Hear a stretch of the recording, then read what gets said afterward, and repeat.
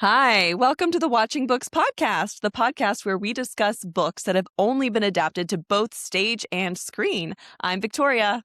I'm Laura. Hi, Mom. Hi. How are you? Doing very well. How are you? I'm good. I'm so happy to be sitting down with you again and recording. It's been a while. It's been a while, and yet it hasn't. Yeah. So this is a bit of deja vu. We are discussing something. I guess we haven't really announced it yet, but this isn't our first time recording this one. We have already done an entire, 4-hour long recording of this particular book, only to have to completely re-record it. Yeah, we had some technical difficulties with the last one. I went in to edit the episode, and about half an hour of my video and audio just disappeared. There was no finding it. I have no idea what happened. I don't know where it went, but it was just half an hour of you going, yeah. Right. I know. And that was my favorite part too. I have no idea what happened to my side of the audio So or video. strange. Yeah. So we have a couple updates. First, we just want to thank everyone who has stuck with us, all of our subscribers. We haven't lost a single subscriber, Thank even during you. all this waiting. We don't have a lot going on social media, so nobody has any explanation for why it's taken us so long to get another episode out to you guys. But just for those of you who are happy to listen when we upload, we really, really appreciate you guys. And if you keep showing up and you're listening, but you're not subscribed, please subscribe and turn on the notification bell so that you know when we upload, so that the next time we actually do get an episode out to you, you'll be ready and you'll be able to listen to it as soon as we upload. Just thanks to all of you who are sticking with us through our learning process, because neither of us have ever done this before.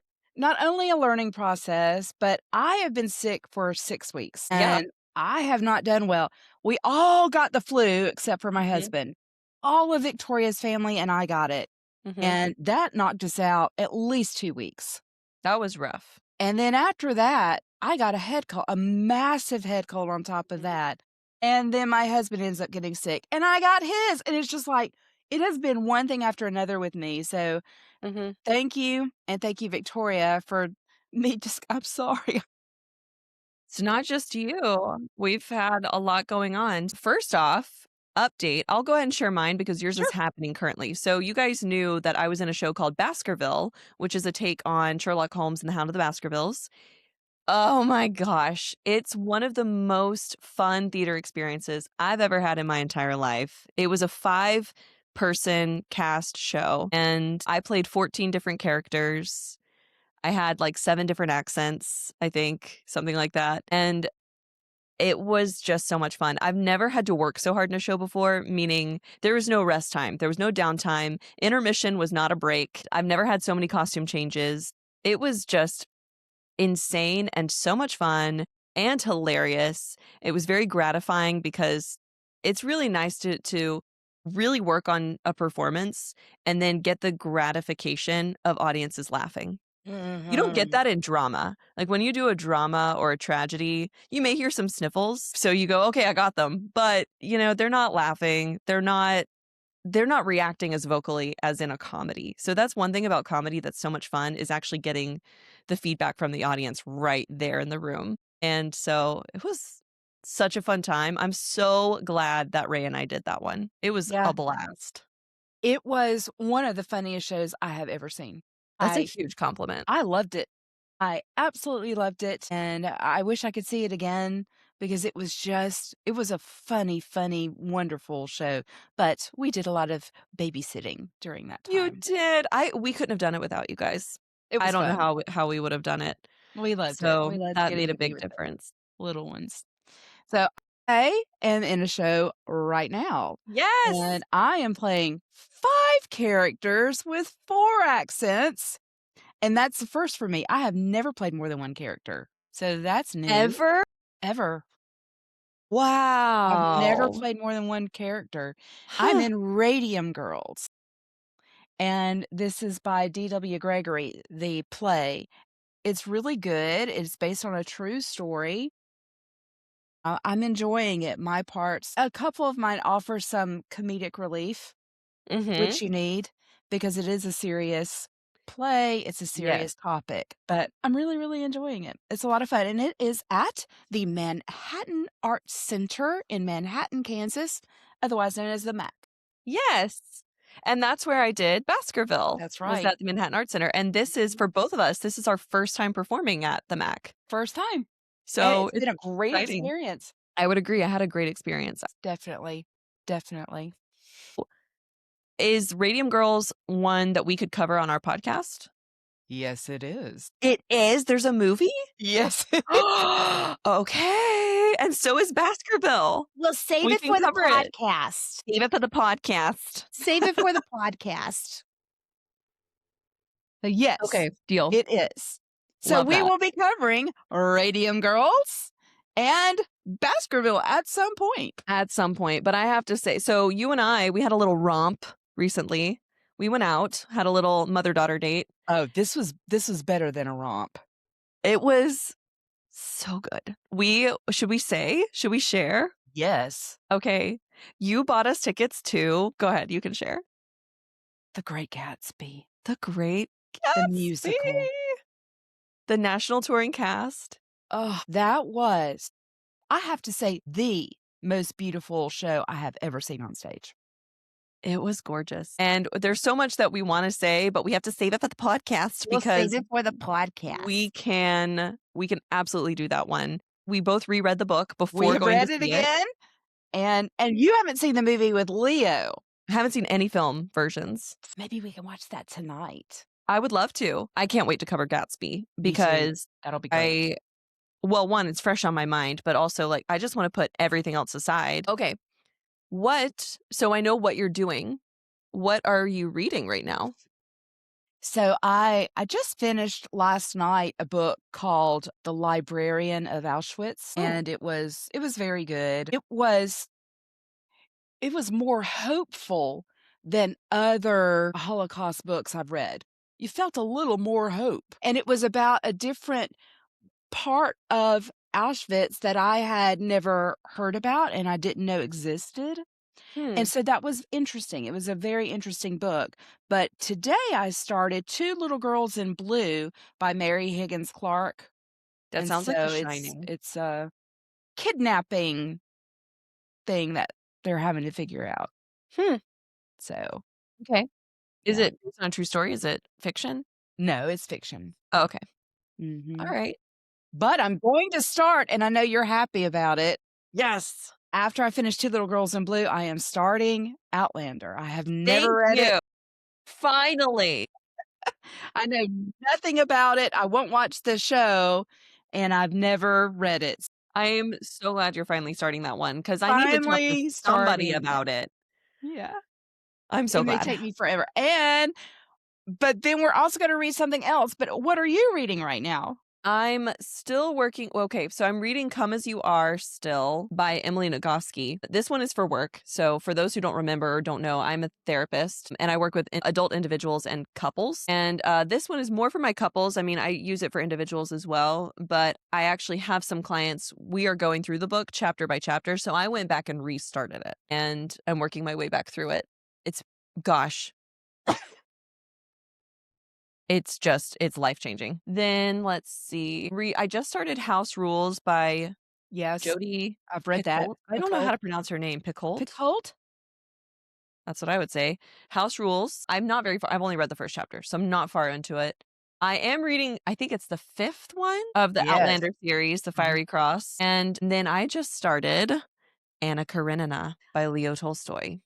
And that is due to your votes. Yay! You Thank you for voting! voted on what we should read. It was Gone with the Wind, Anna Karenina, Hunchback of Notre Dame. Hunchback, and then War and Peace. Mhm. And you voted for Anna Karenina. We've both read it before, but I am so excited to get started reading it again Mhm. and really focus on that. And then I'm really looking forward to watching the movie and then looking for it on stage. Yes. So if you're new, we put out a poll on a couple different platforms asking our viewers and listeners to vote on which book they want us to cover. So the reason we chose those books are because they're all pretty hefty reads. And mom has more time than I do, but we are both very, very busy. And I struggle to even find the time to read the books we need for this podcast. And I want to be able to, I owe it to you guys to be able to dedicate my time to that and actually give a good opinion on what we've read. And so, for at least my sake, I needed more time to get through one of those big reads. And we figured we would let you guys decide if we do one like big, big read a year, what would you want first? And you guys chose Anna Karenina. I'm several chapters into it already. I know we're going to save it for the podcast, but oh my gosh, for every chapter, I've stopped at least once and gone, Ray. Okay, you just have to listen to this part. Just listen to this part. This is brilliant. And I keep doing that, and he's so wonderful because he'll just sit and he'll listen and give feedback, but he's like, "I don't know what's going on." I'm like, "It doesn't matter. I just need to get it out." So he hasn't read it. No, he hasn't Oh. read that one. 'Cause I No. know he's a reader.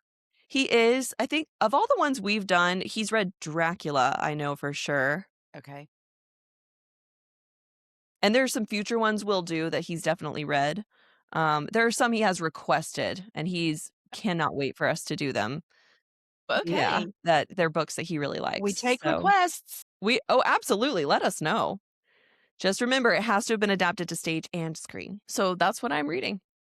So you're reading, are you going to be I know we're both waiting for the announcement of the next seasons. So where we live, there are 3 theaters that we Oh, could yeah. potentially audition for. And so you're not gonna be auditioning for anything for quite a while, right? Until maybe they announce what the next seasons are. I always say that, and someone talks me into auditioning for something. Well, I'm auditioning for the Max Urinetown.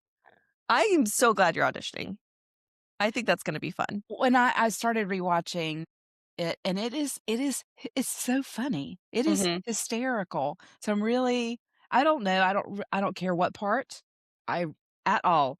The ensemble has some of the funniest, most wonderful songs, so I just think you can't go wrong with any role in the show, so we'll see. I'm looking forward to it. We need to do a mother-daughter. I would love to do Terms of Endearment. I would have to revisit that one. I don't remember that one at all. It's been a long time Ooh, since it's a I've good seen one. it. It's a good one. But it would be great to play mother and daughter. We've never played mother and daughter. You've been my mother. I have been your mother. You're right. That's But right. I need to be your mother. I have been your mother. That is so funny. And we've played the same person. Yes, we have.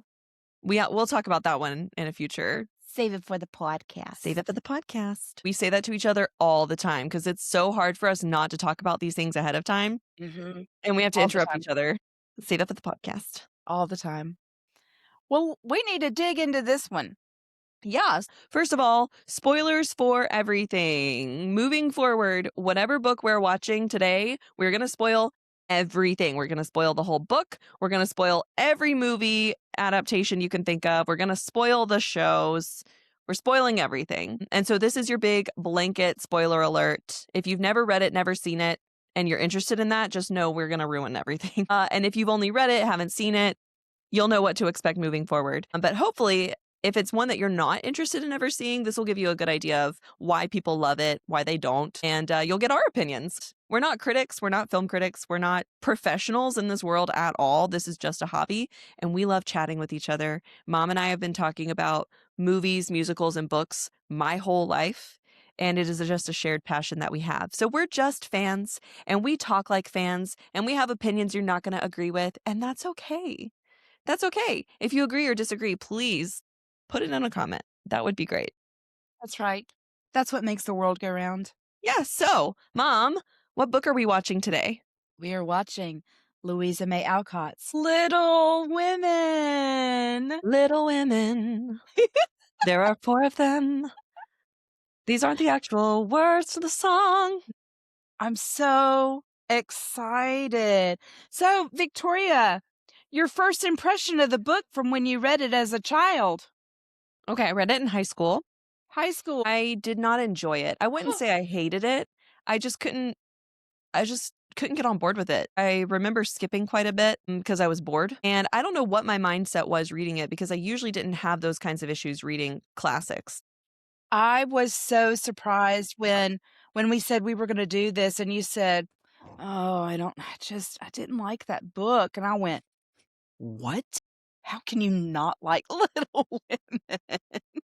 Well, see, and now I look back and I go, "What was I going through at that time that I did not enjoy?"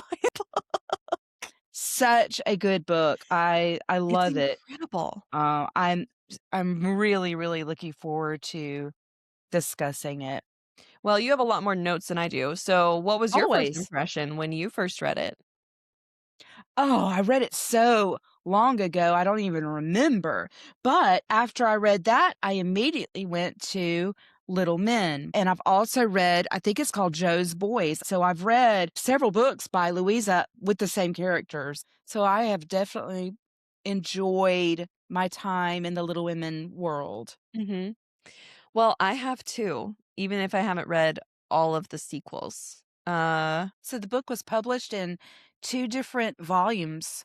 1868 was the very first volume, and then 1869 was the second part, and then in 1880, it was combined into one single volume for one book. So this book has been around for a very, very long time. Yeah, I didn't know it was published in 2 different volumes. Was this her debut? Ooh, good question. Not sure, Okay. but Little Women, by far her most famous work. Mhm. I don't know if this is how she meant to break it down, but I could understand why it was published in 2 parts because this is definitely broken down into 2 distinct periods of time. We are following one family, the March family, and the first half of the book is following the 4 sisters of the March family as children, Mhm. and the second half is following them as adults. We get to see a lot of what that looks like before they break off all 4 on their own to have 4 completely separate lives. So I would say those are the 2 major differences between, if you wanted to look at it this way, act 1 and act 2 of the story. But for anyone who is not familiar with this at all, how would you summarize the book? This book is about the lives of 4 girls. They are Meg, Jo, Beth, and Amy. And then their mother, who they call Marmee, their father, who is a chaplain in the army, he's away at war. This is the Civil War. Mhm, And and then their next door neighbor, who is Lawrence, who they call Laurie, and his mhm, grandfather. And it truly is a story of living lives. There's mhm, nothing grandiose. It's such a beautifully written story about this time during the Civil War and what the families are going through mhm. with the war. And this is set in the North. It's just a beautiful book. Would you add anything to that? Yes, I would say it definitely focuses on their life at home and their values. It's a very values and morals Yes, heavy it is. book, which I think was standard for the time when it came to published books at the time. It was common for American novels to be very moralistic in their lesson, but her characters are still so relatable. They are all flawed. There's Oh, no yeah. perfect character, and I would say that the second part, we're not just following their home life, we're following them trying to find their footing as people, and they're still struggling. They each have their own challenges to overcome, and what's interesting, though, and I think I appreciate this as a humanistic therapist, is they each have to look within themselves at how they're going to change because they recognize I can't make that person do something or this situation upsets me. What am I going to do about it? And they're able to look within themselves and be insightful and take accountability when they're wrong. That I really appreciate, and I just think that comes from my therapy background as well. Like, So, I would say the major themes of the story are family, big faith, lessons. and what it looks like to be an independent woman in a time when that was discouraged. I don't think Alcott really goes above and beyond to crow on that too much. She's not beating you over the head with it, but it is so clear through 1, the way she lived her life, and 2, how she wrote her characters, that she approved of many different choices women could make, but she wanted women to be able to make the choices. Mhm. That's pretty evident in the book as well. Yeah. I loved it. I'm already gonna tear up, and we've barely gotten started. It's a fabulous book. So, Meg is the oldest, a lot of responsibility on her. They're not dirt poor, but they aren't super wealthy. Their next door neighbor, the grandfather and Laurie, grandfather's got a lot of money. He is very wealthy. They are not in that same boat. They are struggling Yeah. because of the war. They came from And that though, or I'm sorry, they came from wealth though. right, they came from wealth. And Meg is the one who remembers. Mhm. She remembers having money, having a lot of food to eat, and that sort of thing. That's what I thought was interesting because I didn't ever catch this before. I made a note of it. Quote, when Mr. March lost his property in trying to help an unfortunate friend, the two oldest girls begged to be allowed to do something toward their own support at least. But that's really all that's spoken about how they lost their fortune. Right. Mr. March lost his property trying to help an unfortunate friend. And Mhm. it just made me wonder of like what And happened there? we see throughout most of the girls want to help other people. Mhm. And this is from Marmee and obviously from their dad as well. Mhm. Marmee is always helping poor people around her, Mhm. always going to nurse them.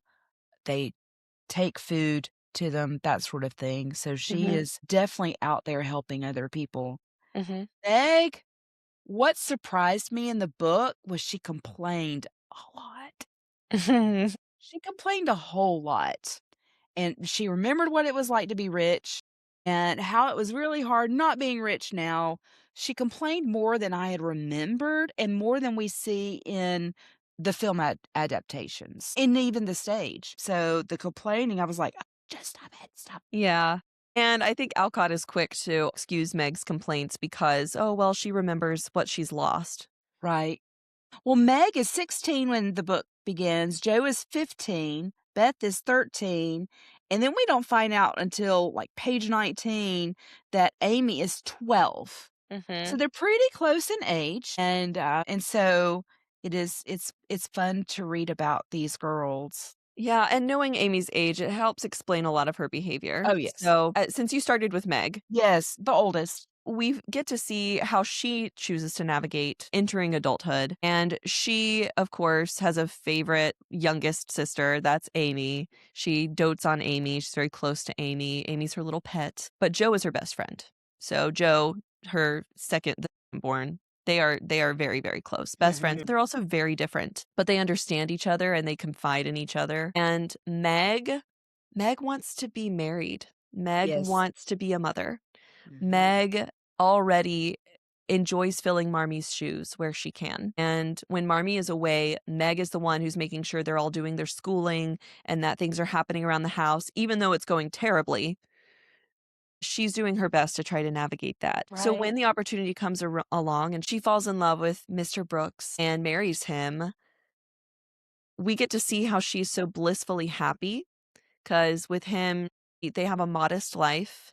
He's just a school teacher. He does not earn a lot of money, and they have twins, and she finds that she has a lot of expectations for herself, not just her husband going into marriage, that upon being married a while, she starts to recognize were maybe a bit high and unrealistic. I found her very relatable because I'm in that stage of life and recognizing, "Oh, poor Meg. She thinks this is the kind of wife she's gonna be." And then of course, at the first test she comes across, she doesn't have the reaction she thought she would have at all. So I love getting to see her struggle with marriage, promising they're never gonna fight, and then they're fighting. And, oh, she'll always be the one to welcome him home and always have dinner on the table, and he'll never have to wait or worry. He could bring someone home from work anytime he wants. She'll have dinner for them. He doesn't need to call ahead. And then, Yep. of course, he takes her up on that, and it's just the worst timing possible, and, oh my gosh, I love getting to see them fight. I love getting to see her break down and struggle with motherhood and being a wife, because it's real. It's real. And then when she runs to Marmee, I love that Marmee is like, "You need to go back home and work this out with your husband. I can't save you from this. This is One your thing life I now." loved about this book is all of the girls get wonderful words of wisdom from Marmee. Mhm, She has one-on-one talks with each girl at different mhm, stages about different things. She offers the most wonderful advice that we today can take with us, that we can use, and I appreciated it so much. With Joe's a tomboy. mhm. She never wants to get married. She was furious when Meg was falling for a boy. She did not Yes. want that to happen at all. Marmee sat her down and had a talk with her about her anger. Mm, She needed to control her anger, and mhm. that is when Marmee admitted to her, "I'm an angry person." Joe said, "When are you ever angry?" She said, "Precisely."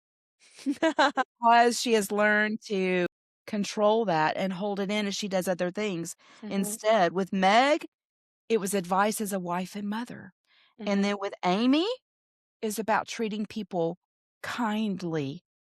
And then I didn't even write anything for Beth. Beth is just so precious.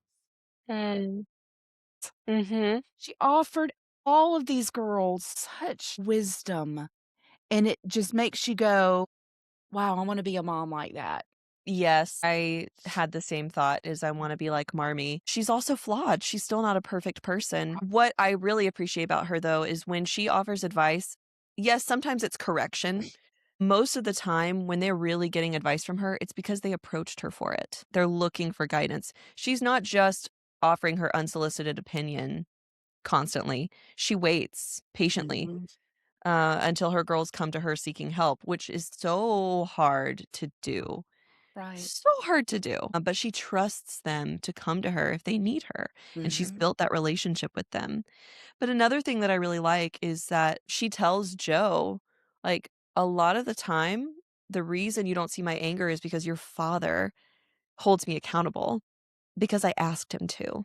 Aw. I told him I want his help in being more measured," because their father is a very patient man and he doesn't struggle with anger in the same way. And so she asked him, "Help me. When you notice that I'm becoming angry, call me out." And that he does. And I don't think, in many adaptations, I don't think Mr. March gets the credit he deserves for the type of character he is in the book. He's very stoic. He is in the background a lot of the time, but he plays a much bigger role than I ever realized Right. because you don't see him really in the film adaptations we have. So tell me about Joe. She is a tomboy all the way. She and Laurie, the male next door neighbor, become best friends. They do everything together. She just wants to be a boy so she can run around. She runs, she whistles, she swears. Christopher Columbus is considered swearing. She is an aspiring author. She writes and writes and writes, and she writes plays, and all the girls get dressed up and they perform the plays, and she always wants to be the boy. She's very cute. She got on my nerves sometimes in the book. Oh, yeah. She never did in any movie, but she did in the book, and I found that very surprising when I read it again. All the girls irritated me at points, At which I think is point. great. Mhm, and she loves her dad. Has Oh a my lot of goodness. respect for her dad, and so where Meg is close to Amy, Joe is Yes. very close to Beth, and Beth is the younger sister she dotes on, even though Meg is her best friend. Mhm. Well, besides Laurie, of course, who she calls Teddy. She's the only one who calls Yes. him Teddy because his name is Theodore Lawrence, Mhm. and she calls him Teddy, but everyone else calls him Laurie. She will do anything for her family. She's a Yeah. devoted person, but she's also very true to herself, and she refuses to be what others may ask her to be that she knows she just can't. She can't mold herself into a certain shape just because it's what's expected of her, and that's what everyone expects her to marry Laurie. Duh. It makes so much sense. They adore each other, they get along even when they're fighting, and they can't get enough of each other. And so when Laurie falls in love with her and proposes, it's no surprise. It's no surprise at all. It might be a surprise to some people when she rejects him. Yes, I think that's the surprise. She rejects him because she does not love him that way. She loves him as a brother. Mhm. Yes. Yeah. So she goes to New York to pursue her writing career, but also she makes it very clear to, I think, Marmee, she wants to give Laurie the chance to get over her. Oh, and boy, does he struggle with that. He struggles and struggles. And I was a bit worried reading the book. I knew how it ended, right? Because I was still very familiar with the movies. I know how it ends. I had read it before. But I didn't remember his journey, and he goes on Right. his own journey. Joe always referred to him as her boy. "He's my boy." And it's when Joe comes back, I think, for Meg's wedding? I don't know if I'm getting it mixed up with a movie or if this is the book, but she comes back to visit at some point. Maybe it's because Beth is sick, maybe it's because there's a wedding, I don't know, but she comes back from New York for a visit, and it gives Professor Bear the chance to pine after her because Who's he's in New back in New York. York. Yes, and it gives her the chance to see her family and Laurie again, and Laurie is not over her. And she knows it, and she has to really break it to him that it's never gonna happen. He has a lot of jealousy, he's read her letters, and she talks about Professor Bear all the time, and he knows before she even realizes it that she loves Professor Bear, and he's very jealous, it upsets him a lot. I love that the book notes, and this is Alcott as the narrator, noting when they separate that time, when Laurie leaves her, he was leaving as a boy, and it was the last time she would ever see her boy again. Because the next time she sees him, he is a man. Mhm. And oh my goodness, I was not disappointed because Alcott truly fleshed out how he went from boyhood, was able to grieve the rejection he got from Joe, and how he entered manhood. Yes. And he's a different person. Like, same Laurie, but he's so much more mature and he recognizes the difference between infatuation and love. So, let's talk about the next sister, Beth. Poor Joey Tribbiani. Some readers may have to put the book in the freezer parts at points in Beth's story. Beth's a sweet girl who plays the piano and loves her music, and she is like Marmee. She will go help people, help nurse people, take them food, and that kind of thing. The book opens at Christmas time, and their maid has created a wonderful feast for them. They're going to have all of these wonderful foods and real coffee, and they are so excited because they haven't had any of that due to the war. And so they're looking, oh, popovers and coffee, and they're so excited. And Beth is the one who says, I can't eat this, knowing that their mother, that Christmas morning, she was gone to another family helping them. And so these girls decided to take their Christmas breakfast to this family. And it was such a beautiful, beautiful gesture. Not only that, but right before Christmas, we see that Marmee had given them each $1 to go to Mhm, the store and spend it on something that they wanted for Christmas. And they go to the store and they decide to spend their dollar on Marmee. mhm, And they each get her something very special that she will like and put it under the tree. And I wrote in my notes, it is so humbling to read how they give up their Christmas breakfast to the poor family, and I question myself, would I do the same? mhm, And I would hope that I would. They gave up their Christmas money, they gave up the Christmas breakfast, and this was all from their mother's example. mhm, It is just beautiful. But then Mr. Lawrence next door, the kindly grandfather, well, he is a curmudgeon, but the grandfather, he found out that they gave up their Christmas breakfast, and he brought over Christmas dinner for them. It was very sweet. yeah, he was moved. He was very moved, and Beth is, very shy. Mm, And Mr. Lawrence does find out that she does like to play the piano, and he offers his piano in his home anytime she wants to come over and play. And she doesn't even speak. Amy speaks for Beth. So Amy speaks for mhm, Beth frequently, and she says, "Oh, but she's too shy. If you will hear her, she doesn't want to play there." "Oh, no, I won't hear her. She's welcome anytime." And so Mhm. she does, and she plays there, and of course, he can hear it, but one day she comes home, and all the girls, they are so excited, they can't wait for Beth to get home, and Mr. Lawrence has bought her a little piano for her house, and it was just it's so moving, I'm tearing up I know, talking. I'm gonna cry. I can't cry It yet. is so moving, so kind and generous, and she can't even stop herself. She runs next door, and she just hugs him and just says, "Thank you." I mean, it's so beautiful.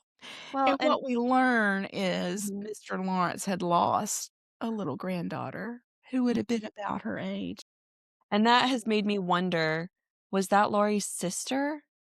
Yeah, And so Laurie has lost his parents and his sister? Is that yeah, what we're to understand? Or is it a daughter from, another child that Mr. Lawrence had that we don't know about? I don't know, but I don't know. it's almost implied that there's a lot of loss in A that lot of loss. family. It's beautiful, just beautiful. Here's what I noted about Beth. Okay.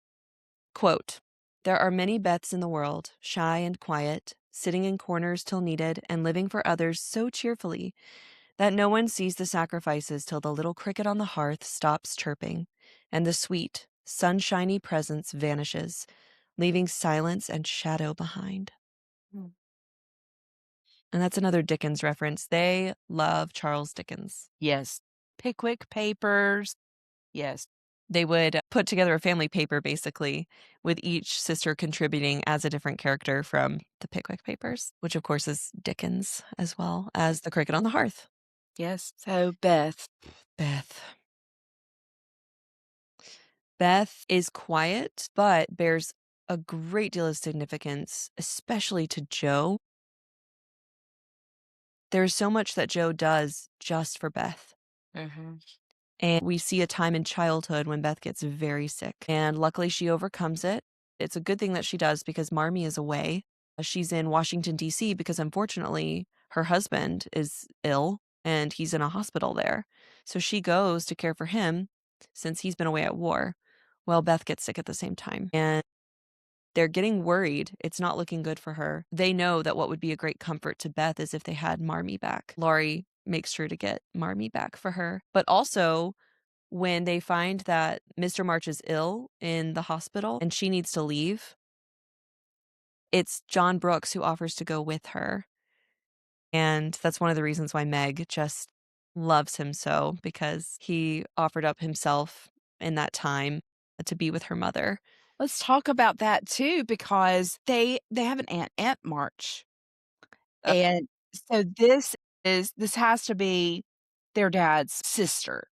yeah. Joe will be a companion to her in the book. Mhm. At this point, they needed to borrow some money so that Marmee could get to Yep. Washington, D.C., and Joe was to go and get the money. Joe has a temper, and she let her temper get the best of her, and she left without the money. She fought with Aunt March instead. And so Aunt March ends up coming to the house and complaining about Joe, but she had the money for her. And they're like, "Where is Joe?" Mhm. And so finally Joe comes in, Aunt March leaves, and she said, "Here, I've got the money." "How? Mhm. How do you have the money?" "I sold something that was mine." Mhm. And she took off her hat and she had sold her hair. She sold her hair. "Oh, Joe, you're one beauty," as Amy would say. Amy. My goodness. And it's a beautiful moment Mhm. in the film that Joe would give that up. Not just the film, in the book. The book, in the book, yes, in everywhere. It's Yeah. beautiful, It is a and great moment. it is. You are already losing it. I I haven't had to know, wipe a tear yet. You I lost. know. So, Unfortunately, even though Beth survives through childhood that scarlet and fever, that was yeah, scarlet fever she had that she had gotten from the poor family she was taking care of, the Hummels, yes. the But Hummel. she was the only one going to care for them while Marmee was away. Right. All the other sisters had excuses why they couldn't go, and Beth kept showing up faithfully, but then Yeah. she got ill, and also, I mean, the trauma of arriving at their house and being handed a dead baby was also pretty rough on Beth. And so not only that, but she contracted scarlet fever from them too. Just horrible. Then in adulthood, young adulthood, she's still very young,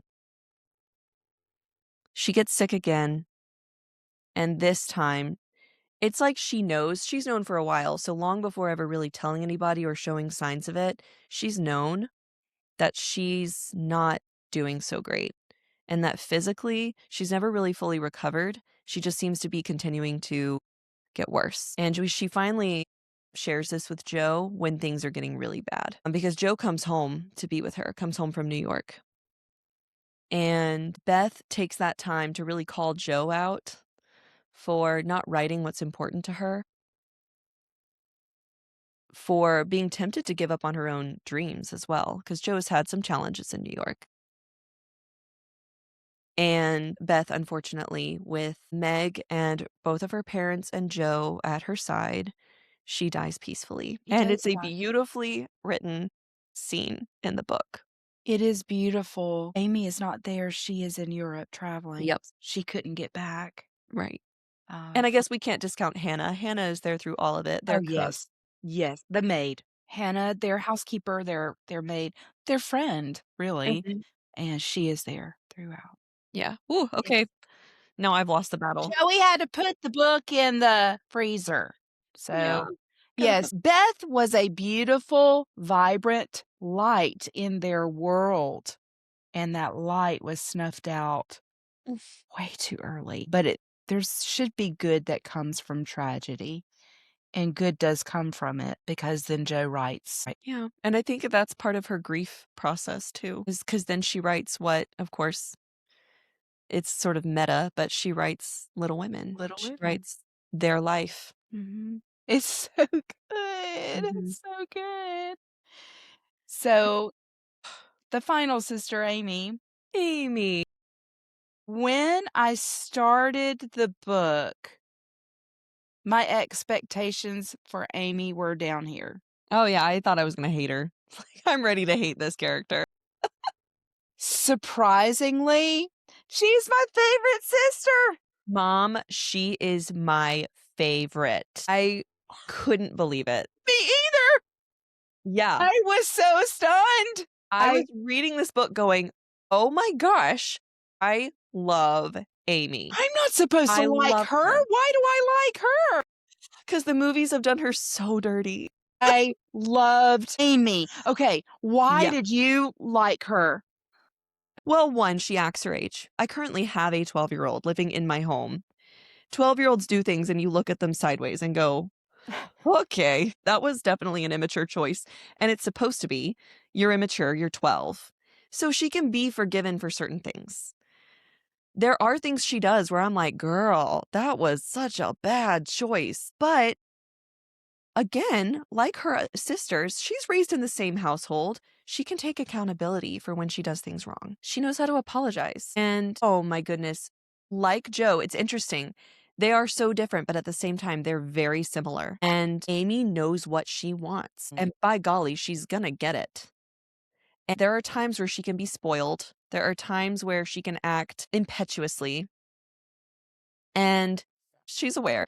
But wow, this girl is not going to play second fiddle to anybody. When she falls in love, she makes sure that if the love is mutual, it is sincere and genuine. And she is not afraid to call anybody out. She's very, very clear about what she believes. I love watching her grow as a person and grow into herself. To me, she grew more than any other character, Mhm. but we did see her starting at 12. Yeah.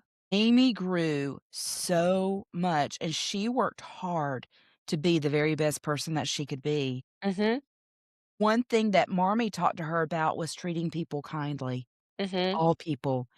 Amy took that to heart. Mhm. She would work so hard being kind to Mhm. everyone, and she would catch herself and then she would change. Wow, if only all of our children would learn life's lessons this easily and take them to heart like she did.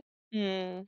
She was remarkable to me, and like you said, when she fell in love, she fell hard, she knew what she wanted, but she wanted to make sure that he was in love with her Mhm. truly Mhm. for the right reasons and Mhm. everything else. Yeah, and but then when she was sure of that, she That's doesn't it. hold yeah, she doesn't hold anything against him, So, any Amy, of we his past talked. bad behavior. Joe was a writer, Amy's an artist, Yes, and so she paints, and she loves to paint. She goes to Europe with a family friend, because she's a companion for the friend, for a the daughter. companion, and she is learning to paint or Yes. honing her craft Mhm. as an artist, and she's treating people kindly there, and I love her. I love her too, and she gets courted by a very handsome, very wealthy young man named Fred Vaughn, who Mhm, Laurie introduced her to, mhm. and boy, does he hate that his introduction between Fred and Amy is leading to Fred ready to propose to Amy. He is ready to marry that girl. She's amazing, and Mhm. she would make an incredible wife because she's worked very hard to be the wife of a wealthy man. Because she knows she doesn't want to doom her family to poverty, and she knows she's the only one that family can count on. Marry rich. She's very realistic with herself. She's not a gold digger. She is a provider, and she's a survivor, and that's how she sees it. She's actually very selfless in her decision to try to marry wealthy because she's not trying to doom her family to poverty forever. I do think she wants to be wealthy too. Oh, yeah. She Yes. definitely wants the comforts that having money offer. I agree, and I think because she's seen it in other people. Right, However, what I will say is that her desire for those things comes across very differently from Meg's. right. Meg was always about, "We used to be rich. I remember when I had beautiful dresses and all the food," and Yes. yes. Amy loves pretty things. Yeah, She oh, loves yes. yes, she likes the high life. Girly Yes. girl. Yes, and she doesn't apologize for it. No. But at the same time, I think her she's not being led necessarily by her heart when it comes to marriage. She's being led by reality. Mhm. So yes, she wants the nice things, but she also knows I may not love my husband, that's fine. As long as I like him and he's kind and I respect him, great.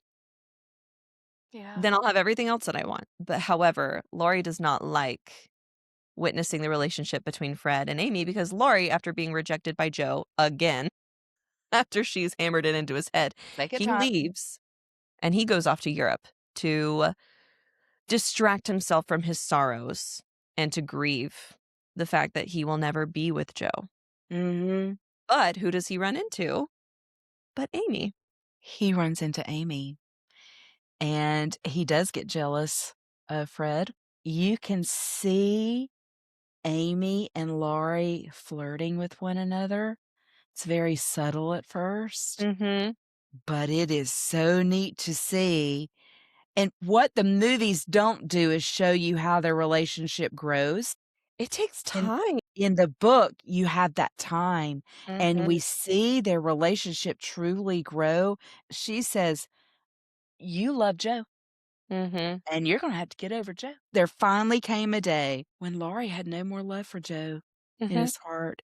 It was so neat to see, and to be able to have that because I'll talk about the movie when we get there, but he couldn't find love for Joe anymore, and that Mhm. was such a beautiful thing. He knew, "Oh my goodness, I love Amy." Yes, but he also looks back and we get to see not only Amy develop in her feelings for Laurie, we also get to see his journey through that, and I like Mhm, that Alcott spends the time focusing on Laurie's journey mhm, too, and his mhm. development, and how he even looks back and goes, "I can't bel like, I didn't even know what love was." He's And like, he "No." can go, "Hmm, Joe was right." Yeah, exactly, he's like, "Oh, hey." And what's funny is Joe even thinks to herself, it's good that he's going to Europe. He should see Amy. He should be with her. She's totally on board and she's even thinking it before they're thinking it. She's like, Right. "Oh, Laurie and Amy are spending time together, that could be Mhm. really good. She's fully supportive of it the whole time, which is also something we see differently in some adaptations. It's not Yes. always portrayed that way. Um, but no, Joe is like, "Oh, great, yes, please take him off my hands." Like, somebody, somebody snatch up this guy. And she thinks they would be great for each other because, yes, all the things that Laurie is attracted to in Joe, Amy has those similarities. But she's so different that it is not the same at all to what he has with Joe. It's very different. And so I was reassured reading that because there have been times with the movies where I've been like, this feels weird. I know, doesn't it? He really seemed to move on fast, or he really seemed to settle for the other sisters so he couldn't have the one he wanted. That's what I thought too. Yeah. So reading the book and actually getting to see their relationship develop, it's like getting to watch it's like getting in the Lord of the Rings trilogy, in Return of the Kings, we actually get to watch Faramir and Éowyn develop their relationship. We don't get that in the movie. That's fine. The movies are perfect. I'm not going to complain about that. But reading the book, I was like, there's a whole love story here that I didn't know existed. And I love getting to read that. It's the Yes. same with this. I was like, there's a whole little love story. And I'm so here for it. We don't So get that in the movies. we do see Laurie and Amy marry. They do get married and they come Yes. back and it's all In wonderful. Europe. They get married In in Europe. Europe, and then they come back married, but you have brought him up, so why don't you tell everyone who is Professor Bear? Professor Bear is my favorite man in this book, which is kind of funny because Louisa May Alcott did not want to write him initially. She added a love story between Joe and Professor Bear because she was pressured to. Because Joe was seen as the main character, and it was unfitting. It didn't matter that two of the sisters end up married. It was unfitting for Joe to end a spinster, basically. And Louisa was very annoyed by this, but she wanted the book to be published, so she struck a compromise and she said, okay, fine, she'll get married. But she made sure to write someone who would be very unconventional. She knew the readers would expect Joe to marry Laurie. So she very purposefully made sure that did not happen. And she added in Professor Bear. Professor Bear is a German immigrant living in New York in the same boarding house as Joe. And he is, gosh, at least 10 years her senior. I think he's even older than that. And he's a tutor. He tutors these two little boys. Are they his nephews? Am I Oh, getting I that don't know mixed up? that. I don't know, but he's a tutor and he is so smart. And that's why he and Joe really hit it off is their minds. She admires him so much. She loves his brain and he loves talking with her. And he can see so much of her good qualities. He loves to spend time with her. He loves to introduce her to things like theater Theater. and opera. And she develops just a love for that. Of course, she's always loved theater. She wrote plays and put them on as a child. So getting to go and experience that in New York with Professor Bear, she loves and appreciates it. And they just develop this mature friendship. It's so different again, like Laurie and Amy are different from Joe and Laurie. Joe and Professor Bear are very different from Joe and Laurie. And even Joe doesn't realize how much she's talking about him in her letters to home. In her journals, in her letters, it is all about Professor Bear and how much she admires him. But oh no, but he's just a friend. Like, don't no, he's just a friend. And she's in denial for quite a while about who he is to her. When Professor Bear reads what she's been writing, he's not a big fan of it. He says that the newspapers she's been writing for shouldn't even be allowed in a home with children. He just finds them scandalous. But she's writing these short stories and submitting them because she gets paid well for them. And she's sending the money back home. She's trying to provide money for her family. And the way she's found she can do it isn't by writing what she wants, but it's by writing very adventurous and scandalous short stories that are then submitted to the paper. Well, Professor Bear hates those. He hates them. And she admires his opinion. And so it really upsets her, devastates her when he's like, I actually really hate these. And he challenges her to write something else, write something You know. worthy of her skill. And she's not a big fan of that advice at first. Professor Bear is going to be heading out west. So he's going to go what, all the way to California? I think so. I think it's like all the way to California because he has the chance for work out there. Well, he makes sure to stop all the way over at the March house to try to find Joe. And while there, he's introduced to the whole crew. He's I mean, welcomed in. Doesn't he stay there for a few weeks? yes. Yes. And again, we get to see how his relationship with Joe develops. Right, He comes over, he courts her every day, right. and they walk together and they talk, and we get to see they're spending time. It's not this like whirlwind romance. And I think the book even says like a year goes by Right, and and he's he's still there. still there because Joe lets him know if you stay, it will be worth it. Like, please, please, you don't have to go all the way out west. And so he does stay. He finds somewhere to live and he stays. And a year goes by and then they're married. And I know they have at least one baby boy. Well, Aunt March passes away, Mm-hmm. and she leaves her home, surprisingly, to Joe. Mm-hmm. And she and Professor Bear had already talked about starting a school, Mm-hmm. and so now they had the ability to be able to do so with Aunt March's home and Yeah. turn it into a boys' school. Mm-hmm. And so that's what they Yeah. did. Joe just wants to be surrounded by boys, Yes. raucous, wild little boys, Yes. and teach them. I love how the book ends. Beth has passed away, but we have Amy and Laurie who are married and now have a little girl. And we have Meg and John who Yeah. are married and have Demi and Daisy. They're twins. Twin And girls. then we have no, Demi's Oh, a boy. boy and a girl. Yeah, Okay. Demi John. And then we have Joe and Professor Bear. I don't even remember if he has a first name. And they have at least one boy. So they're celebrating Marmie's birthday. And I love how this ends because Marmee gets the blessing of seeing the fruit of her labor and everything that she poured into her children. So even though Beth isn't there, I'm not going to cry. Beth isn't there for this birthday celebration. She is surrounded by her 3 girls, their husbands, and then her grandchildren. Mhm.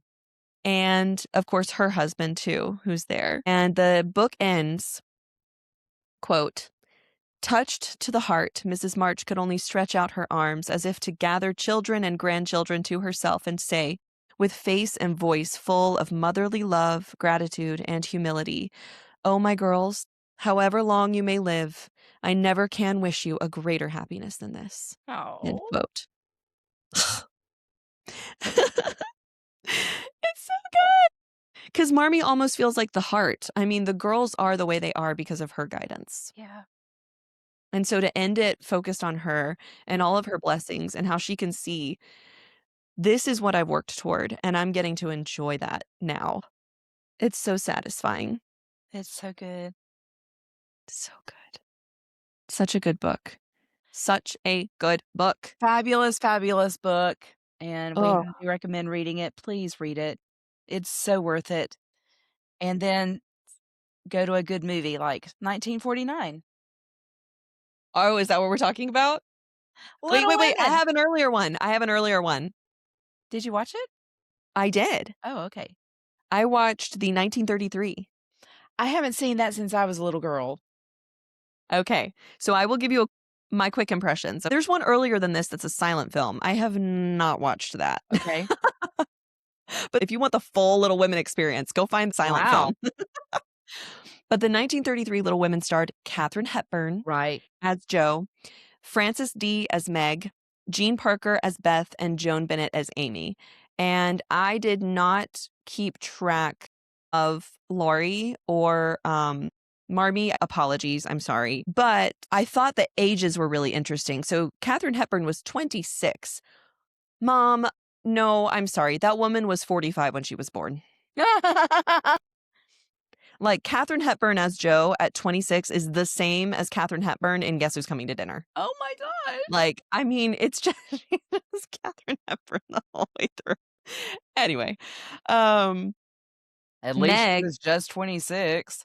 she was only 26. Meg, played by Frances D, she's the oldest sister. She was 24. Um, Jean Parker was 18 when she played Beth, and then Joan Bennett, who played Amy, was 23. We start with seeing soldiers marching, and immediately we see Marmee giving an old man money for sending all of his sons to the war, which is a scene in the Mhm, book, but it's not the first thing that happens. mhm. The man says that he's lost two of his sons, 2 or 3 of his sons to the war, and that he was on his way to see his last son who'd been wounded and was probably gonna die in the war. And she's like, "You've given a lot more than I have," and so she gives him money to Aw. help him along. It's a great scene. It shows a lot of Marmee's character, and I think it's included in almost every adaptation, which makes sense. It just says a lot about Marmee. I think Joe asks her something about, is she angry that, their father had to go away to war? And Marmee says, no, I gave my very best to this country. Mm. So it starts off immediately patriotic. And I thought that made sense for the time because this was in 1933.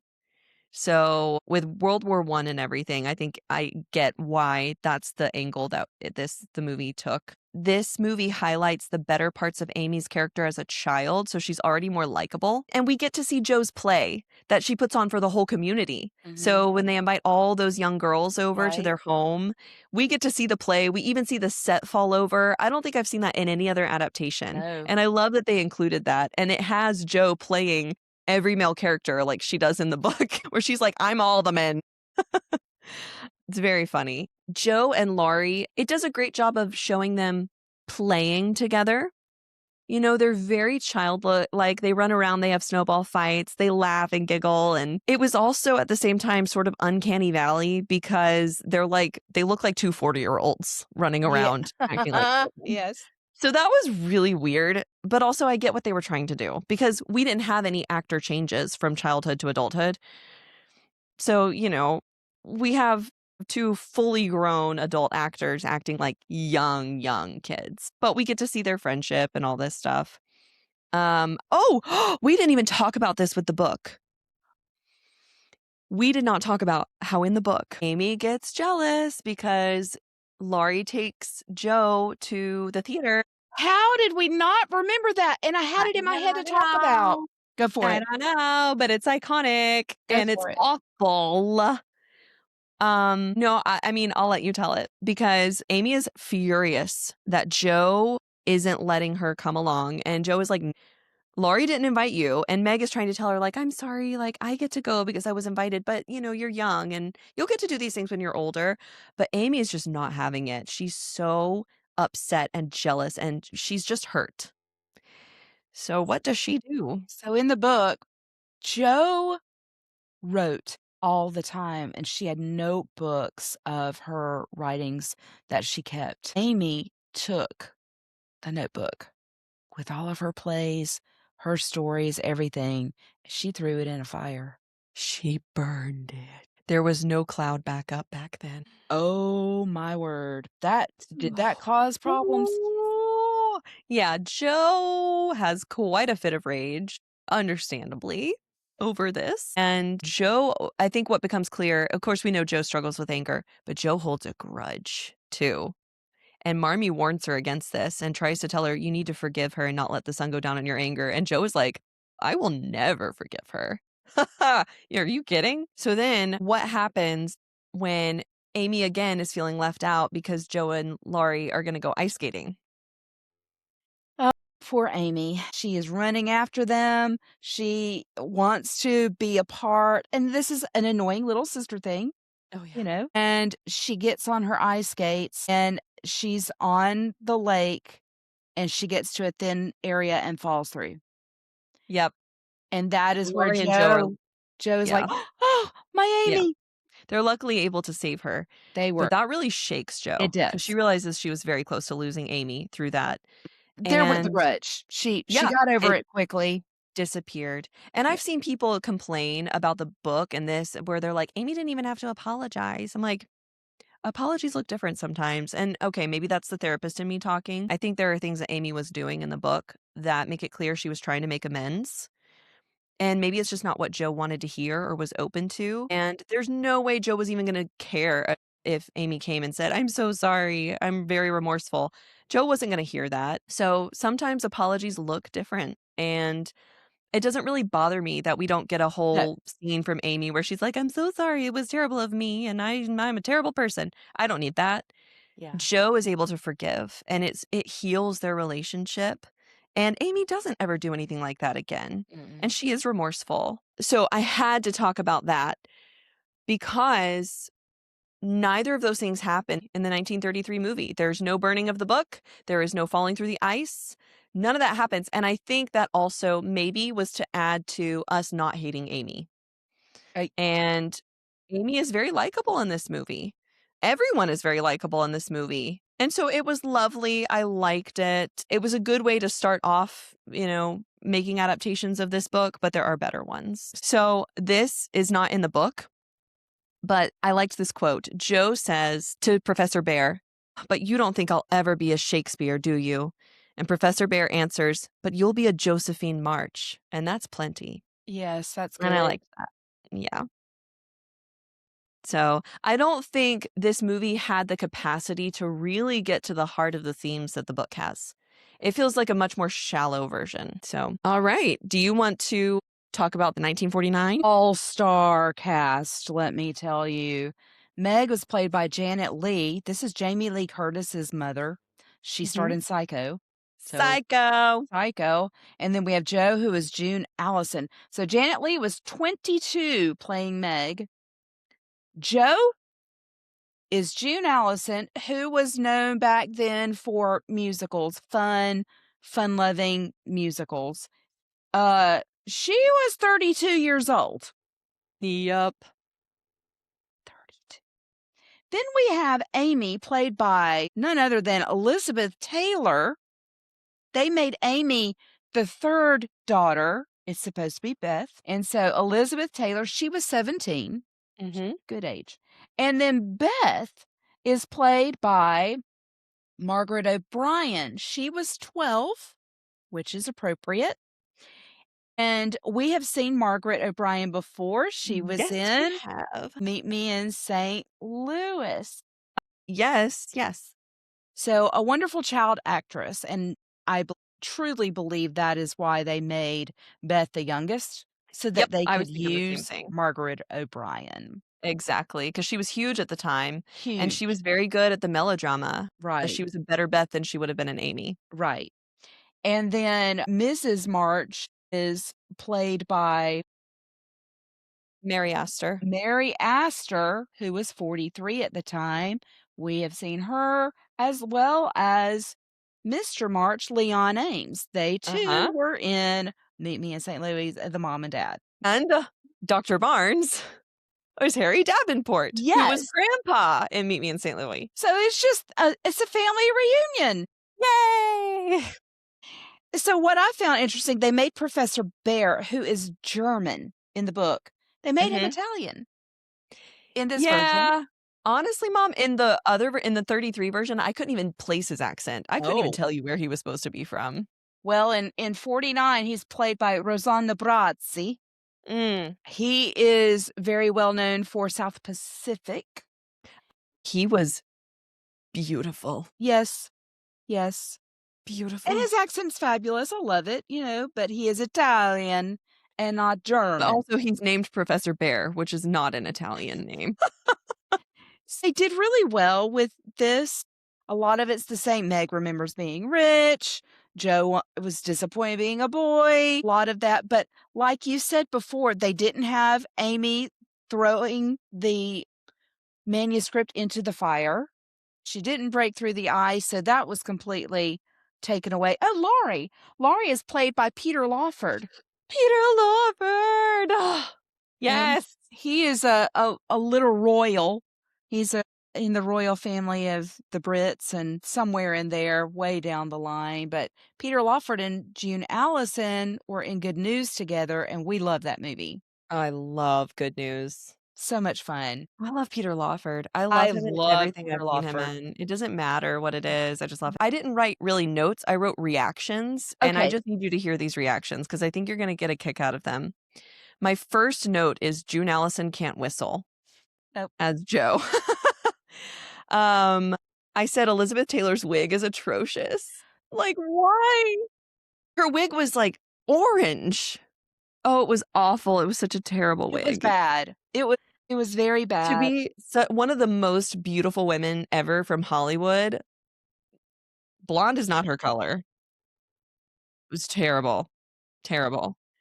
I did say Elizabeth Taylor's the best performance.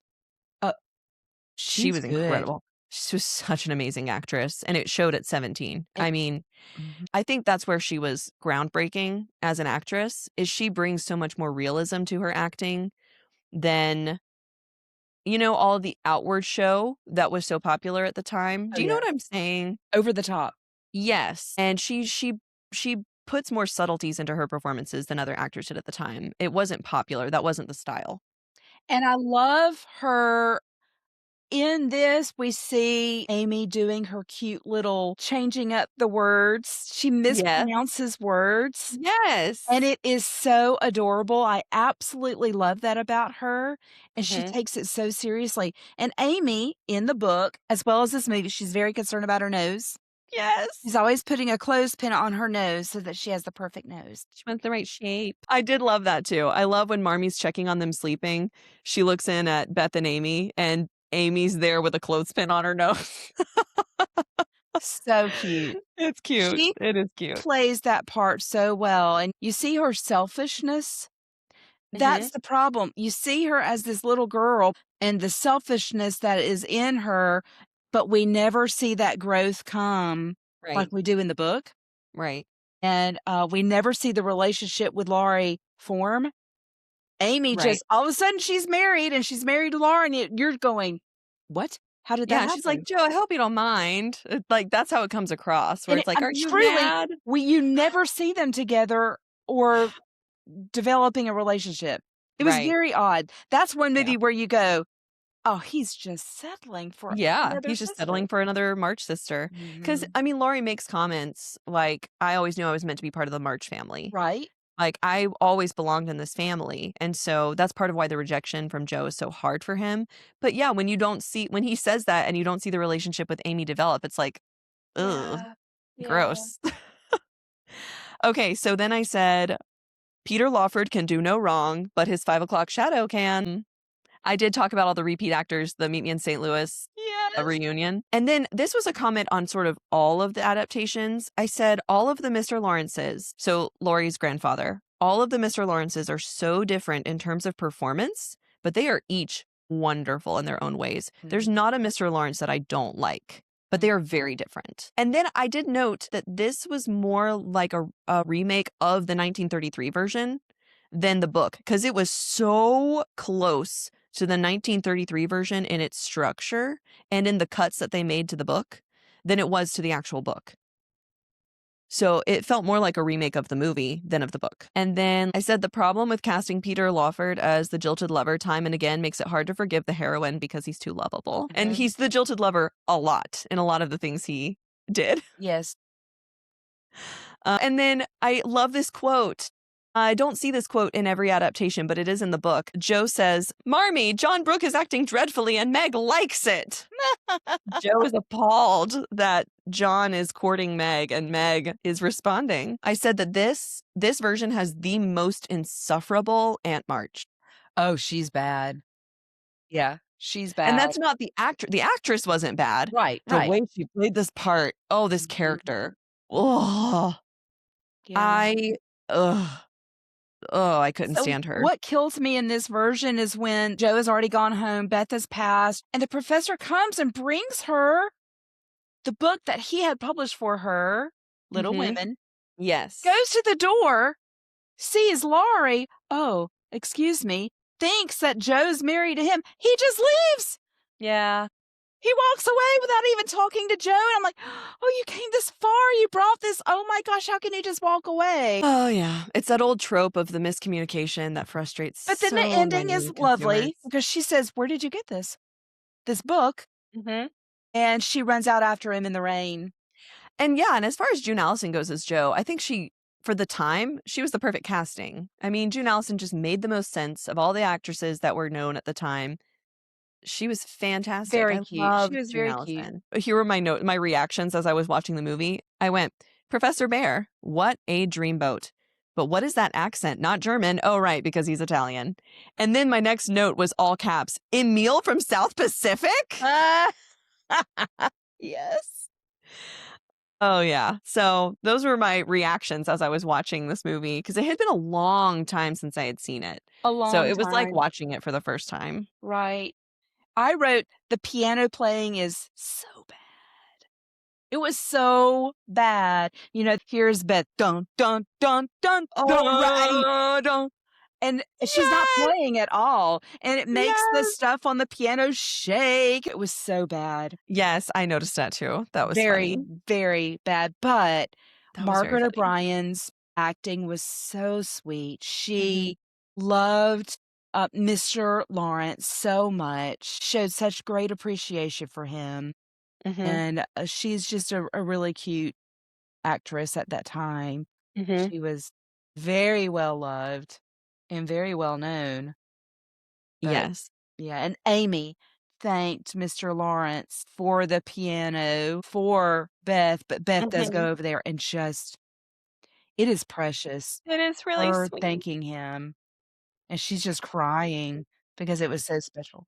And we don't get a Beth death scene. We get her final monologue to Mhm. Joe, and then the next thing we know, she has passed away. She's So we passed. don't really get to see much of that, but we understand what's happened. I do like the end where Professor Bear, Joe, they're under the umbrella, it's raining, she's holding his hand, and she's like, "I have nothing to give you.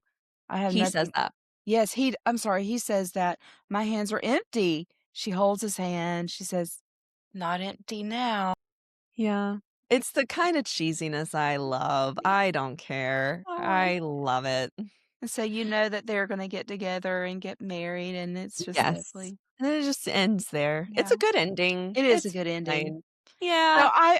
I grew up with that version. We Mhm. did own the 33 version, but we hardly watched that. We watched 49 all the time.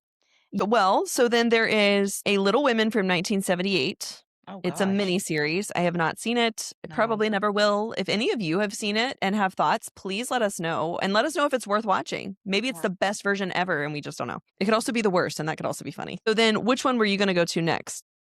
1994. Perfect. And lovely Winona Ryder played Jo. Oh, I love She Winona. was so good. She was a wonderful Jo. She's fantastic. Mhm. Okay, this one's cast really well. It I is think Caswell. everyone is cast very well. I think young Kirsten Dunst, I think it was very smart. Have a young actress, 2 actors. yes, play young Amy, have an adult actress play grown-up Amy. Yes. I think that makes a lot of sense. And so Kirsten Dunst, of course, huge child star at the time, wonderful young Amy. But I remember being a kid watching this movie and just, oh, I just hated Amy. She just annoyed me so much. I couldn't stand her as a character. Wow. I love that she has her mix up with the words again, and Mhm. Joe's always teasing her about that. I love it, though. It is super cute. Yes. But revisiting it as an adult, I'm so much more patient with Amy. Right. Like, I think when I'm a kid and I'm watching another kid act this way, ugh, it just drove me crazy. But as an adult and as a mother, watching her, I have more of like a Meg view on her where I'm like, she's fine. Beth was played by Claire Danes, and Claire to me was always a little too old for Beth, but it works. She does a great job as She's an Beth. incredible actress. She is. She's a good crier. I know there are Yes, people who disagree with me on that. I have always liked her crying. me too. I She's think not she's afraid great. to ugly cry. Yeah. No, I love Claire Danes. And I think she's a great Beth. And she's so versatile as an actress because I don't think I've ever seen her play a part that was so similar, that was ever anything close to Beth. The other characters she's played throughout her career, they are so different. She has such a wide range. I think she's an underappreciated actress. Right. But at the same time, what's funny is Beth doesn't really move me in this story. No. And I don't know why. Because I love Claire Danes and I think she does a great job. Who was Meg in this one? Trini Alvarado. I don't know her at all. Oh, I've seen her in something else. Hold on. What have I seen her in? Mrs. March was Susan Sarandon. Mhm. And I thought that worked. I thought she was really good. She is a great Marmee. She's firm and loving, but you could hug her anytime. And then Christian Bale was Laurie. Talk Yes. about a versatile actor. Mm. Christian Bale was Laurie, and I just loved him. I Mhm. loved him. Mhm. You saw his angst. Peter Lawford, you didn't see angst No. really, but you do with Christian Bale. You see his angst when it concerns Joe. He's a wonderful Laurie. And he captures the childhood innocence that Laurie needs to have and the playfulness that he has with Joe without being cringy like the 1933 version. Yeah, love him. But I have never really enjoyed watching his relationship with older Amy. At least we see them in Europe together for a brief moment, We do, but but it's it was not so long enough. no, it was so brief they didn't have time to develop a relationship for the audience. Yeah, and he spends so much of that time being a jerk because he's still upset about Joe, that when he makes amends with her, he gives her, like, little combs or something, and she's like, "Oh, Laurie," and suddenly they're kissing and they're in love. How did we get there? Whoa, that was a jump. How did we get there? I don't understand why the movies have not wanted to explore the developing of that relationship because it's important. You've got Yeah, to and see that. You don't it's explored in the it's explored in the book. Yes, So, yeah, I've always had a hard time buying into it. I just did, and it's with not like all of them. With all of the movies so far. mhm. Yeah, it's a struggle to buy into the relationship. None of them capture what the book covers as far as the relationship with Laurie and Amy. And maybe it's because runtimes were limited, miniseries were not what they are today. No, And so they wanted to spend more time on Joe and Professor Bear. which is sweet. Who is Professor Bear was Gabriel Byrne. yes. Yeah, Oh, gosh. He's perfect. and they were great together. Yes. Yes. I love him in this. I And love Joe once in this. again, they do the same thing. Professor Bear goes, it's raining, he leaves without talking to Joe. He walks away in the rain, she comes back, and they're talking, not Yeah. not empty now. She does the Yeah. same thing, and I'm like, "Oh, I really like that." But you get the romantic, she's running after him in the rain. You have to get that rom-com aspect But and it's have them sweet. stop under the umbrella, which, to be fair, Louisa May Alcott has a chapter in the book called Under the Umbrella where Professor Bear and Joe do have this conversation. Right, It's just it develops from there. It's not like, this is where the story ends. right. Like, we get to see where the story goes from there, and we miss that in the movies, and it makes me sad. Okay, so we both agree that so far of the adaptations, the 1994 one takes the cake. I like it. It's the best adaptation so far, and it's chronological like the book. It's easy to follow. It takes the best parts of the book and makes it into a wonderful romantic movie that also focuses on the heart of the family. In 2017, there was a miniseries, and it starred Maya Hawke as Joe. Catherine Newton was Amy. Willa Fitzgerald was Meg, and Annis Elwey was Beth. Emily Watson is Marmee. Okay. I like her. I love her. And Dylan Baker was Mr. March. And I don't even know who Laurie was. Jonah Hauer King played him, and he did a wonderful job. Angela Lansbury was Aunt March, so Oh, that's notable. And okay. Michael Gambon was Mr. Lawrence. Oh, okay. So it's a great cast. The sisters are wonderful. All respect to Catherine Newton. She's a wonderful actress. This is one of my least favorite Amy's. I don't think it's Catherine's fault. Man, she just came across as so much more materialistic, which she is at times in the book, but that's not the core of who Amy No. is. And I feel like it was leaned into too much in the miniseries when they had the time to really flesh out her character more. And you can tell that they tried because we do get to see her and Laurie fall in love. We do get to see their love story in Europe. We spend a lot of time with them in Europe, and that is great. However, I don't feel like we really got the essence of who Amy is in the book. I don't think she was fully fleshed out.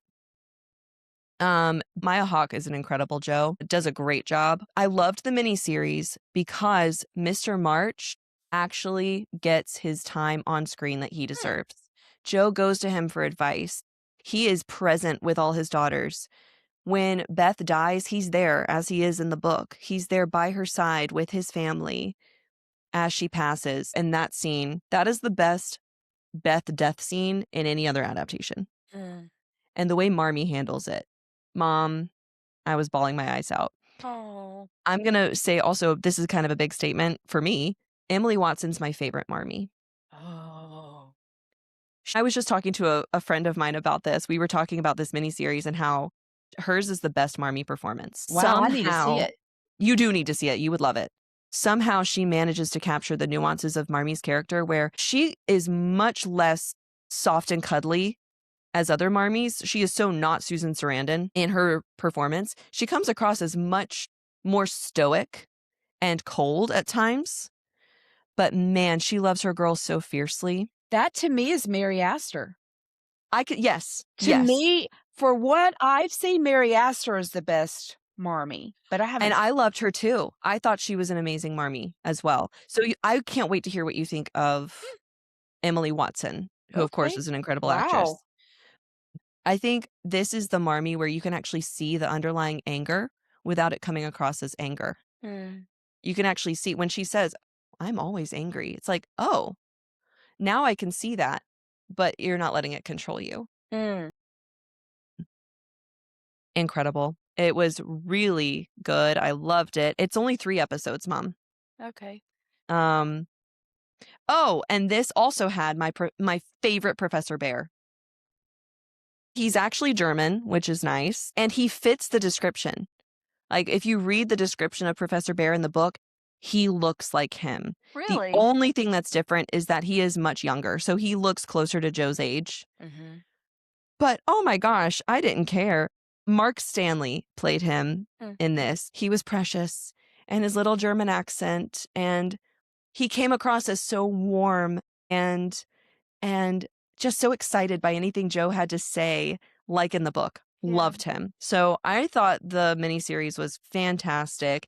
I would watch it again. I'm not even going to spend a lot of time on this. For anyone who's interested, there's a 2018, I think it was like made for TV movie of Little Women. If it wasn't, it should have been. It came across as very Hallmark and it was set in modern day. So it's a Oh. modern look at Little Women. And you know Marmee, Leah Thompson from Back to the Future? Oh, yes. She's done a And lot.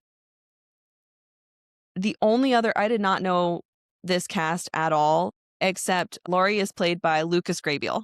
Oh, okay. And of course, he was adorable, but it was so clear that this is not a book that can be easily set in modern times. It's Mhm. very hard to modernize this story.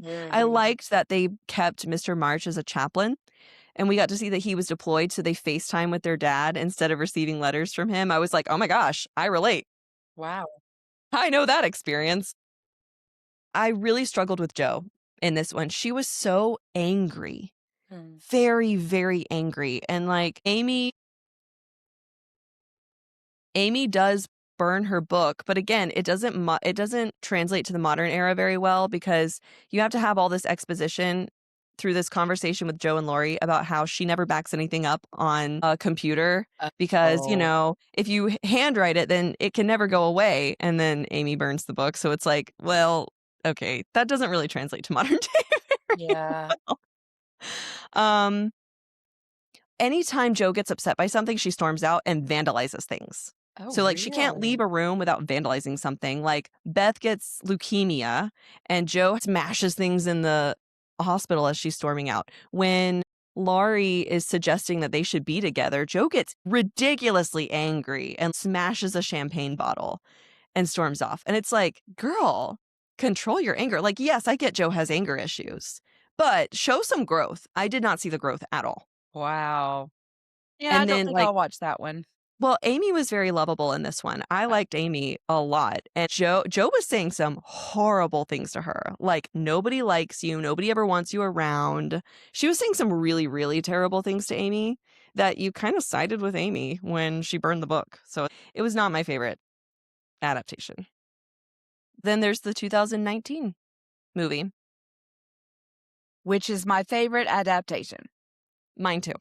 It is closer to the book than anything else. This is the one directed by Greta Gerwig Mhm. and starring Saoirse Ronan as Jo, Mhm. Emma Watson as Meg, Florence Pugh Florence Pugh as Amy. That's right. and Eliza Scanlon as Beth. Mm-hmm. Laura Dern as Marmee. That Yeah. was such a pleasant surprise. Mm-hmm. I did not expect that. Timothy Chalamet, he is Laurie. Mm-hmm. We'll talk about that. And one of my favorite people, James Norton, is Mr. Brooks. Yes, love him. I adore him. Can't wait to do War and Peace so we can talk War more about him. and Peace. I love him. Yes. Oh, and Meryl Streep is Aunt March. Yes, she is. And it's someone I don't know. I don't know Louis Garrel as I don't know him, Professor Bear. I think he's a good Professor Bear. He's very French. He is not German. That's fine. This is an excellent cast. They do a really, really good job with adapting the book into this version. You get to see the relationship of Amy and Laurie grow. They are in Europe. For me, Laurie is the most drastically different character portrayed from any other movie. What do you think? Hmm. Different in what way? Different from the book? You see, no, the from the adaptations, you Yes. see his Very different Laurie. playboy ways. You see his anger. Mm-hmm. It looks like he has an alcohol problem. That's not really in the book. And I just went, I don't like you. I But don't that have in the book, that's what Amy calls him out on. it is. We don't see it so vagrantly in the book as we do in this film. Now, granted, it's maybe the times, late 1800s it was written. So it shocked me when I saw the movie. I was very excited to go see this movie because we got to see it when we were living in Germany. It was during COVID. We saw it in 2020 in the theater, and the COVID limitations had been lifted where you could actually go to movie. We were the only two people in the theater, Mm. and we were able to watch this, and I loved it. It was, yay, we get to go see a movie. So what are your thoughts on this film? This is not in chronological order, which I had never seen before. Which, to be fair, I had only seen two other versions. I had seen the 1949 version and the 1994 version before. But this was the first one I had seen that did not happen chronologically. So if you're not familiar with the story, and I've seen some reactions from people who aren't, and so they do get confused at times. Wait, where are we in this story? I think the best thing Gerwig does as the director is change the lighting of the film. It's much warmer when they're in childhood, and it's colder in the lighting when they're in adulthood. And I think that was for a very specific reason, the nostalgia of childhood and all that. But I think that makes it pretty easy to tell the difference between where they are in the story. I didn't have trouble following where we were, but I also knew the story very well. I loved the changing of the chronology. I thought it was done super well because we start with Jo trying to get her book published, Right. which is how the story actually ends. And Greta Gerwig pays homage to real life Louisa May Alcott by including a scene that's not in the book, but actually happened to Louisa May Alcott, where Jo is discussing with her editor, or her publisher, I should say, getting her book published. And the publisher is like, well, you're going to have to take all this out and she's either got to die or get married. Yeah. He's like, that's what happens to women in these books. She's like, no, it's my book. I don't want that. And he's like, well, then good luck getting it published. So after haggling a bit over the copyright and what she should earn and all that, she's like, fine, I'll marry her off. And so then we get this little ambiguity towards the end of the movie where we have the umbrella scene. She chases down Professor Bear and my hands are empty. No, they're not empty. And we get all that we love. As the publisher would say, the readers love that stuff. That's what they want. Yes, we as the consumers love that. And that's not what Louisa May Alcott wanted for her character. But they give it to us anyway. And we get to decide, how do we actually think Joe's But we story don't know if ended? they get married or not in this film. Exactly. It's left up to us. It's very ambiguous. Yes, and I know that that was done purposefully, and I like it. I love that this adaptation ends at Marmy's birthday, like the Yeah. book, and we get to walk the grounds of I can't remember what it's called, but Aunt March's estate after it's been left to Joe. We see all these little boys running around, and it's springtime, and we see everyone out in the backyard with their children and their spouses and coming around Marmee. We don't spend a lot of time there. It's more like a little vignette, but really love that that's what they ended on. Amy in this one, he does not have her little cute word mess ups, mispronouncing words, and I miss that. I always liked that. I liked it in all the movies. I liked it in the book, and she doesn't do that. And actually, Florence Pugh has a rather nice speaking voice. Oh, I love her It's a speaking voice. lower speaking voice. You don't expect that from Amy, but it worked. I did miss the mispronunciations Mhm. of the words, and I also missed her Clothespin. the clothespin and really not being too worried about her nose Mhm. and her look. I missed that, but instead of getting that, we did get to see a little more of the relationship development between herself and Laurie, and I Mhm. appreciated that, and she didn't put up with his junk. She would Mhm. not put up with it, and I appreciated that. They made her a very strong woman, Mhm. just like she is in the book. Mhm. I agree. This was the first adaptation I watched, and I went, "I love Amy. Yes, I love her." And that's a testament to Florence Pugh as well, because Amy's a difficult character to play. And yes, Florence Pugh has a very deep voice. She didn't do anything to try to change it. She focused on her acting. and this Amy burnt the book, Uh-huh. and Wasn't then sorry for it. Joe went off, hauled off, and slapped her in the face. Mhm. Woo! That was unexpected. What a scene. And then Great scene. Amy did fall through the ice in this one as well. Oh, this is another adaptation where we don't really get to see a lot of Mr. March. Mm-mm. He just pops in and there he is. And at times, actually, in the few scenes we get with him, Marmee seems quite annoyed with him, is something that I have always noticed and wondered about. But this is still my favorite adaptation. And I love Florence Pugh. I love that they include that she wants to make a plaster cast of her foot for Laurie. That's in the book. And I think it's so funny, but she gets her foot stuck in the bucket.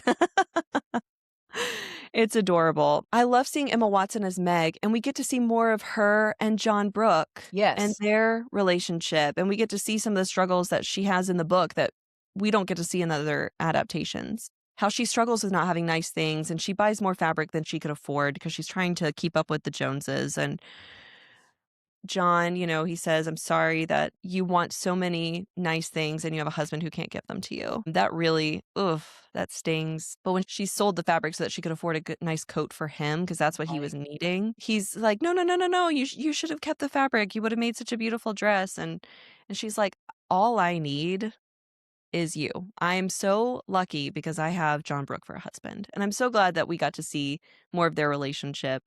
And I also like that there's a moment between Joe and Meg. Joe is like, "Let's run away. You don't have to marry this guy. You don't have to be doomed to marriage. You could just stay here forever with me." And Meg tells her, she's like, "Just because my dreams are different from yours doesn't mean they're unimportant." That's right. That's right. And I loved Emma in this role. I thought she was a great Meg. She had a really good accent and she did a beautiful job Mhm. with the part. Yeah. And I liked Laura as Marmee. I do too. I like her. I'm a big Laura Dern fan, and I thought Yes. she did a beautiful job. She's great. It was a great adaptation. I highly Yes. recommend it. And the modern monologues that they give to both Joe and Amy about their different perspectives of being women in this time. Joe focusing on her loneliness because Joe is reconsidering taking Laurie. Yes, she is. But meanwhile, Laurie's falling in love with Amy over in Europe. But Joe is only after him because she's lonely. Right. And Marmy's like, okay, but you don't love him." Right. Well, Good for you, Marmee. yeah, Joe still goes through with writing a letter to him, but luckily he never gets it, thank Yeah. goodness. But Amy also puts him in his place and lets him know this is what it's like for women. Because he is talking down to her for wanting to marry Fred Vaughn. And she's like, "No, let me tell you something. since I seem to need to explain how this works to you, and that anything that is quote unquote mine is not mine, not even my children. They belong to their father. So if I get married and I have children, like nothing is mine. So she's like, don't you dare judge me for the choices that I have to make in the world that we live in right now. Right. I think it's a great addition. I don't think Louisa May Alcott would be mad about Right, it. right. Oh, I So, agree, especially since she didn't want her character to get married. yeah. So I think they did a great job of honoring her and what she wanted from the book while making a totally fresh adaptation, the likes of which we'd never seen before. Right. I enjoyed it very much. Yes, it's And also I my also favorite. enjoyed I had the pleasure of seeing this on stage. I did not. No, you didn't. Why? Why couldn't you see it? I was too busy playing Meg on stage in it. Oh, you found Little it. Women. You have the playbill. Yes, I do. Little Women, and it was so good. I thoroughly enjoyed it. I felt like we got to know Meg very well in this stage version Oh, because we saw her during marriage. We saw the struggle she was having with twins and mhm. that she was exhausted all the time.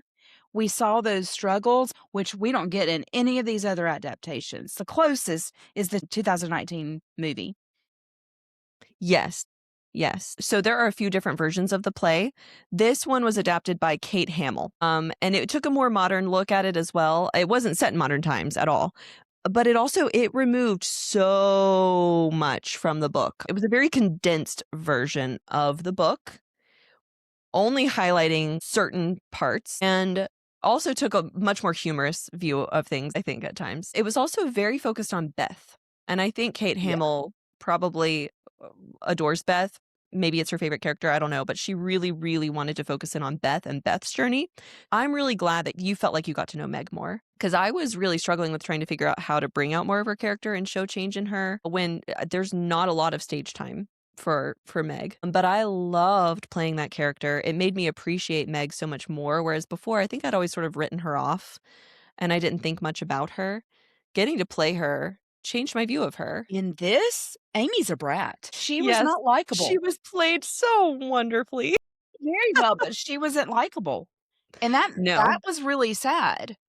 That's Yeah, why I think it yeah, surprised me when I reread this book now as an adult, and I went, "I love Amy," mhm. because she was such a There were brat, there were some interesting additions that are not in the book, like Meg, it was specified she had to wear glasses, and there were actually right? some physical, like, gags that had to do with her glasses, Yes. but that was just an interesting character choice. I'm like, "Oh, okay, wearing glasses." I did love getting to do the theater scenes in the attic where, I'm the damsel in Yes. distress, and we've got Joe and Amy dressed as men and sword fighting. It was so cute. And we have That Laurie was cute. joining and sword fighting with Joe all the time. Our Mr. Brooks, was played by Jack Latinsky, and he was just wonderful. Did an amazing job, and, he's on his way to New York soon, so I'm Oh, really excited for boy. him. Wow. So we need to keep our eyes out for Jack. It was a wonderful experience. I made some great friends through that experience, and I loved getting to relate to Meg as much as I did because here she's a young mom, and, like, my big scene had everything to do with struggling with being a young mom, and at rehearsals, my little baby girl was strapped to my chest through most of the rehearsals, and she just had to go with the flow while I'm walking through my blocking and practicing the scenes with everyone. Being at that stage of my life at that time was just great timing for me in developing Meg as a character. So I loved getting to do my jam scene where Meg just loses her ever-loving mind over the overwhelm of having twin children that don't nap at the same time and you can't stay on top of anything and then your husband says something unfeeling and you just think he's the biggest jerk in the world. So you just run away and go home. And that's what she did. She ran home because she wanted to talk to Marmee. And she's telling all of this to Joe. And I had this fantastic monologue I got to do. And my favorite line from the whole play was my own line. And it's after talking with Joe, John Brooks comes in. He apologizes, takes accountability for his part in it, and asks Meg to come back home. And Joe is thinking, yes, I've got Meg back. She's going to stay with me. But Meg turns and takes his arm and starts to walk with him. And Joe is like, hold on, but wait, didn't you want to talk to Marmee, Meg? You wanted to talk to Marmee. And my favorite line was, Joe, I'm the Marmee now. Yep. And just that realization of, oh, I can't run home to mommy anymore. That's me. Meg grew That's my up. job. So much was said in that one line. So it was a great experience. Yeah. Had a wonderful time. And it was good. I thoroughly enjoyed it. There were parts of it that were just like, meh. But Amy just drove me insane. But she did throw that book in that fire, and that they included that in here. And Joe slapped the fool out of her Slapped too. the fool out of her. Such a great stage slap. Yes, it was. Oh, it shocked me. Yeah. I People gasped. couldn't believe it wasn't real. Yes. It was not a real slap. They just did it really well. Very, very well. It was very impressive. But it was a great show, so I Mhm. highly recommend looking for that. If you get to see that anywhere too. It's very, Yep. very good. It was wonderful. Yeah. So, and of course, we've never seen it, but there is the Broadway musical Little Women. No, I've never seen it. The original Broadway cast had Sutton Foster as Joe. I've listened to the Wow. music. I can't remember any of it. Oh. It didn't stick with me. I enjoyed it at the time. I know I liked listening to it, and I'm sure if the opportunity came up, I would go and see it, and I'm sure I would enjoy it. But it's one of those where I'm like, "Oh, okay, that was nice," and I moved Right. on. And I think that's what helps with longevity on Broadway. What are the people going home whistling or singing?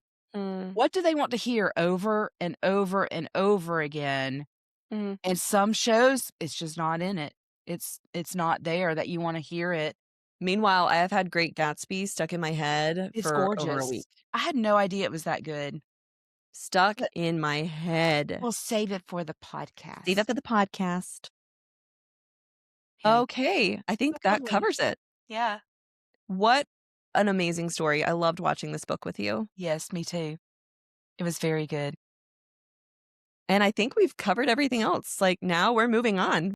We've gotta pick something else to watch. Yes, we do. And I think I know what we should do. I think everyone knows what we're gonna do next. I need to find the movie now. And you've got to get babies in bed and all that. I do. Yeah. Yeah, I need to go relieve dad who's upstairs watching them. Yes, and I need to go get him. So, Yes. all All right, right. well, thanks, Mom. I love you. I love you too. And Thanks. we love you, all of our wonderful viewers and Yes. listeners. Please subscribe and stick with us and come join us again next time when we Watch watch books. books. Bye.